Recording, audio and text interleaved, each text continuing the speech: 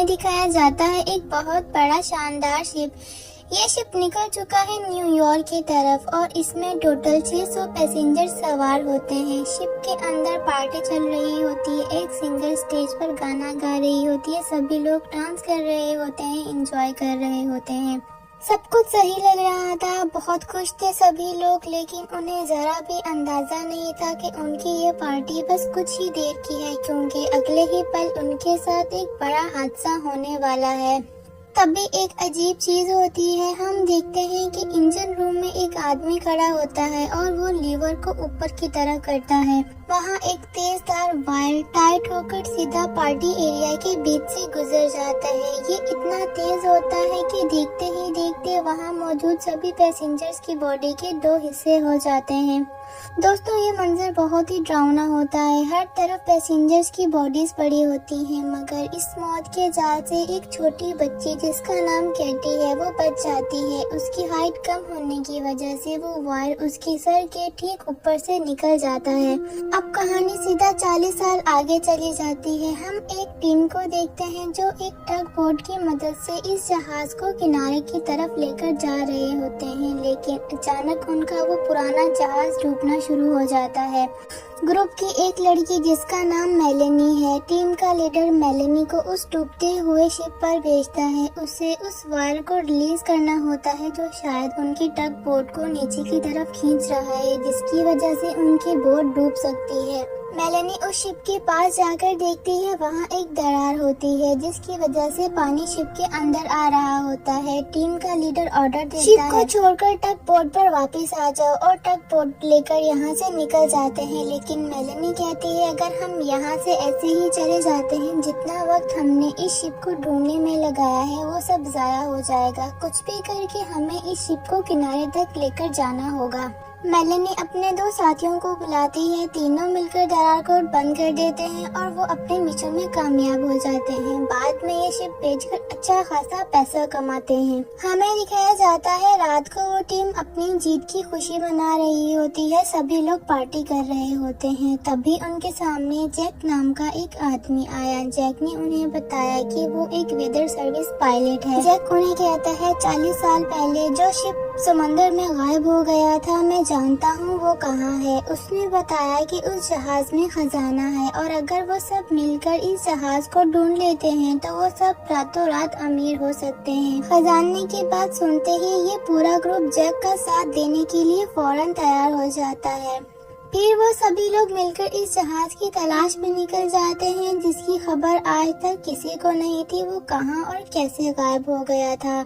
जब टीम अपनी मंजिल पर पहुंचती है तो उन्हें वहाँ कोई जहाज नजर नहीं आता। वो लोग काफी उदास हो जाते हैं और फिर अचानक उनकी बोट किसी चीज से काफी जोर से टकरा जाती है। ये वही जहाज था जिसकी तलाश में वो सब यहाँ आए थे। 2 लोगों को छोड़कर, जिसमें से एक जैक होता है, बाकी सभी लोग शिप के अंदर चले जाते हैं।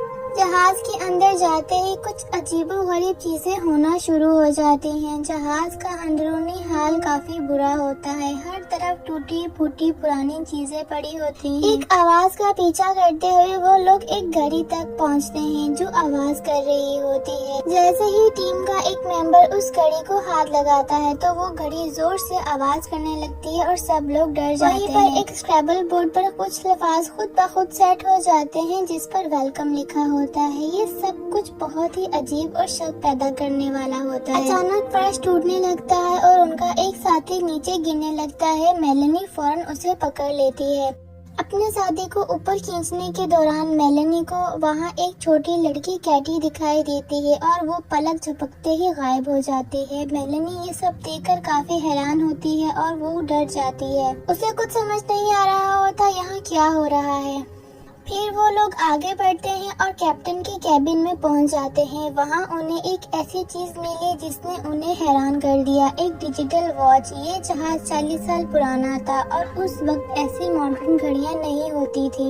इस डिजिटल वॉच को देखकर उन्हें अंदाजा होता है कि उनके आने से पहले भी यहाँ कोई आ चुका है। अगली सुबह टीम अपनी टग बोट पर होती है। उन्हें पता चलता है कि जहाज में एक बड़ा छेद है जिसकी वजह से वो डूब रहा है। लीडर कहता है छेद लीक को जल्द से जल्द ठीक करना होगा ताकि वो उसे अपनी टग बोर्ड से खींच सके। सभी लोग काम पर लग जाते हैं। मेलेनी खजाना ढूंढते हुए एक स्विमिंग पूल के पास पहुंच जाती है। पूल की दीवारों पर गोलियों के बहुत सारे निशान होते हैं। वो समझ नहीं पा रही होती यहाँ हो क्या रहा है। जब वो पूल से ऊपर आने लगी तो एक बार फिर कैटी उसके सामने आ गई। मेलेनी डर जाती है और वापस पानी में चली जाती है। अब मेलेनी देखती है वहाँ कैटी नहीं बल्कि जैक मौजूद था। अब हम देखते हैं कि टीम का लीडर कैप्टन के रूम में जाता है। उसे वहाँ शराब का एक गिलास मिला। जब वो गिलास से पीने लगा तो उसके सामने आईने में जहाज का कैप्टन दिखाई देता है। डर के मारे उसके हाथ से गिलास गिरकर टूट जाता है और वो घबराते हुए रूम से भाग जाता है।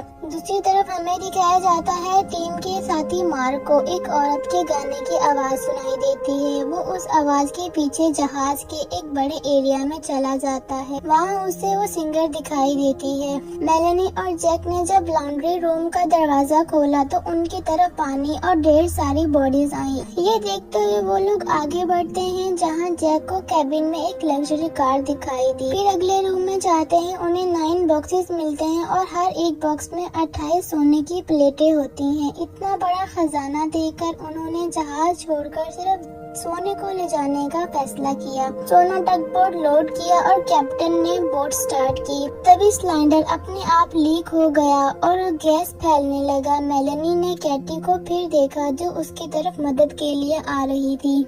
जैसे ही कैप्टन ने इंजन ऑन किया जोरदार ब्लास्ट होता है। इस भयानक हादसे में कैप्टन वहीं दम तोड़ जाता है। अब मेलेनी कैटी के राज को पूरी तरह जानना चाहती थी। उसने जहाज के रिकॉर्ड देखना शुरू किए और कैटी का नाम निकाल लिया। फिर वो कैटी के कमरे तक पहुंचती है। जब उसने अलमारी खोली तो अंदर कैटी का लटका हुआ ढांचा देखती है। ये देखकर वो डर जाती है। अचानक मार्क के आसपास की चीजें बदल गई और वो 1962 की पार्टी में पहुंच जाता है। सैकड़ों लोग जिंदा खड़े उसके लिए तालियां बजा रहे होते हैं। सिंगर उसे जहाज के किनारे तक लेकर जाती है और नीचे धक्का दे देती है और कैप्टन की आत्मा फिर से लीडर के सामने आ गई। कैप्टन लीडर को 2 तस्वीरें देता है। पहली तस्वीर उसने एक जहाज की दी और बताया कि ये सारा सोना असल में उसी जहाज से निकाला गया था। दूसरी तस्वीर देते हुए कैप्टन ने कहा, ये वो शख्स है जिसने हमें इस जहाज के खजाने के बारे में बताया था। उसने तस्वीर को गौर से देखा तो वो हैरान रह गया। तस्वीर में देखने वाला वो आदमी और कोई नहीं बल्कि जैक था।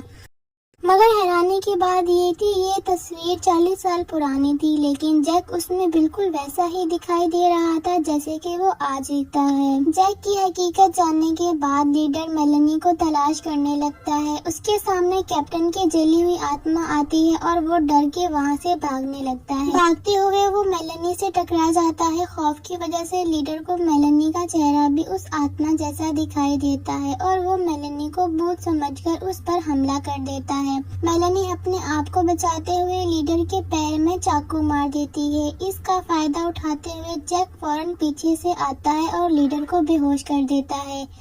जैक ने मौके पर ग्रुप के बाकी लोगों को ये कह दिया कि लीडर का बेहोश रहना ही हम सबके लिए बेहतर है। आखिर में उन्होंने लीडर को उठाया और उसे पानी के एक बड़े टैंक में बंद कर दिया। मेलेनी जब मार्क को ढूंढने गई तो कैटी की आत्मा ने उसे मार्क की लाश दिखाई।